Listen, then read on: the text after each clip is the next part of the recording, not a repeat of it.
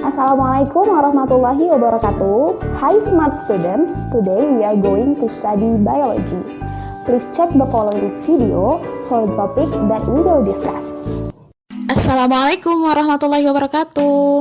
Apa kabar anak-anak ibu yang soleh dan soleha? Tetap semangat belajar darinya. Hari ini kita akan belajar tentang sel.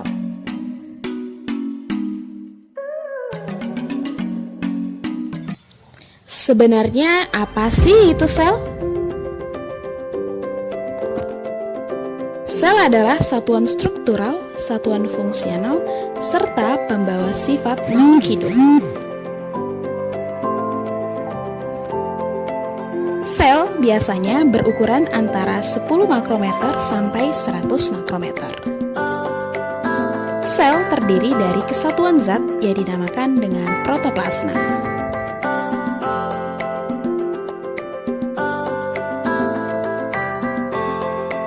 Organisme atau makhluk hidup yang terdiri dari banyak sel disebut multiseluler. Multiseluler terdapat pada hewan, tumbuhan, dan manusia.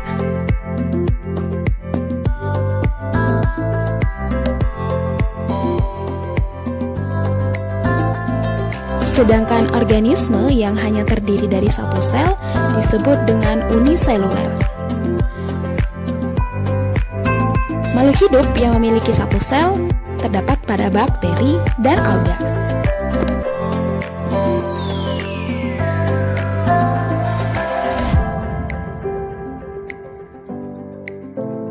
Pada tahun 1665, Robert Hooke mengamati sepotong gabus dengan mikroskop.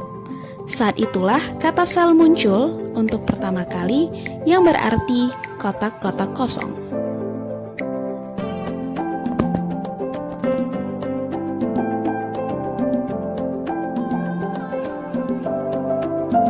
Sel terdiri dari dua jenis, yaitu prokariotik dan eukariotik.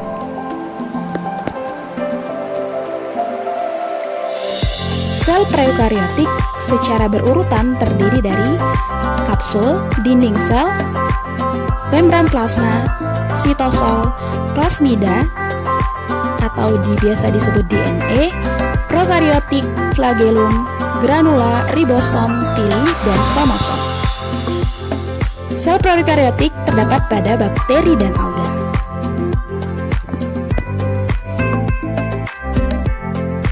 Selanjutnya, sel eukariotik. Sel eukariotik memiliki komponen lengkap yang terdiri secara berurutan yaitu ribosom, sentriol, badan Golgi, sitoplasma, nukleolus, nukleus, mitokondria, SER, vakuola, SRER, lisosom, dan filamen. Eukariotik terdapat pada tumbuhan dan hewan serta manusia. Nah, nama-nama tadi disebut dengan struktur sel.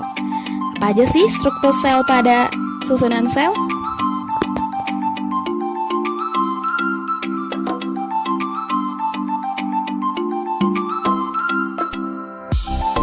Yang pertama ada dinding sel, tersusun atas polisakarida atau yang biasa kita kenal dengan gula, namun pada tumbuhan disebut selulosa, pada fungi disebut kitin, dan pada bakteri disebut peptidoglikan.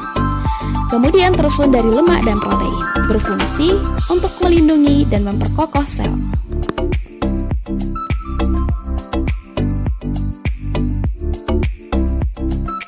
Selanjutnya sitoplasma. Sitoplasma bagian cair dalam sel di mana seluruh organel atau komponen lainnya berada. Penyusun utama dari sitoplasma adalah 90% air beserta lemak, protein, mineral, dan berbagai macam enzim. Sitoplasma berfungsi sebagai pelarut zat-zat kimia serta sebagai media terjadinya reaksi kimia sel.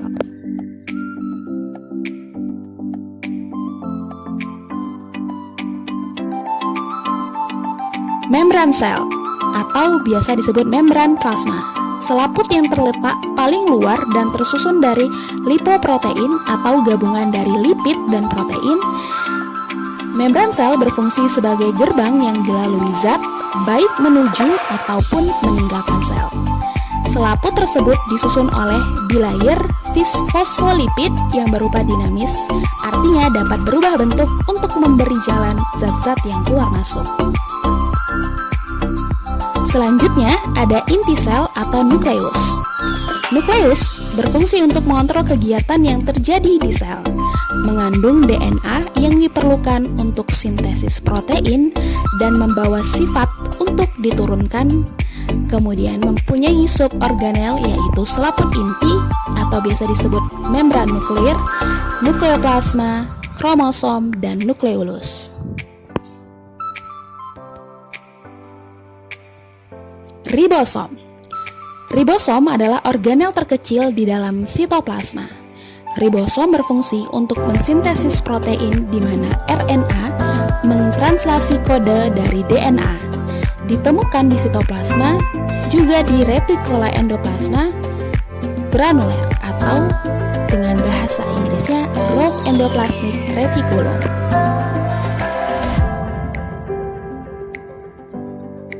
Retikula endoplasma. Retikula endoplasma adalah transportasi di dalam sel yang terhubung dengan inti sel. Terbagi menjadi dua, yaitu endoplasma retikula granuler yang diselimuti ribosom untuk membentuk protein dan membawanya ke bagian sel. Kemudian ada endoplasma retikula halus yang tidak diselimuti ribosom untuk membentuk steroid dan lipid serta untuk detoksifikasi sel.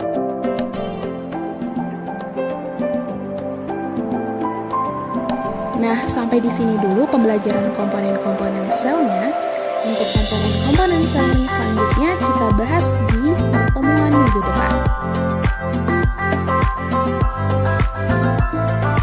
Sampai jumpa minggu depan. Terima kasih telah menonton. Tetap semangat belajarnya. Assalamualaikum warahmatullahi wabarakatuh.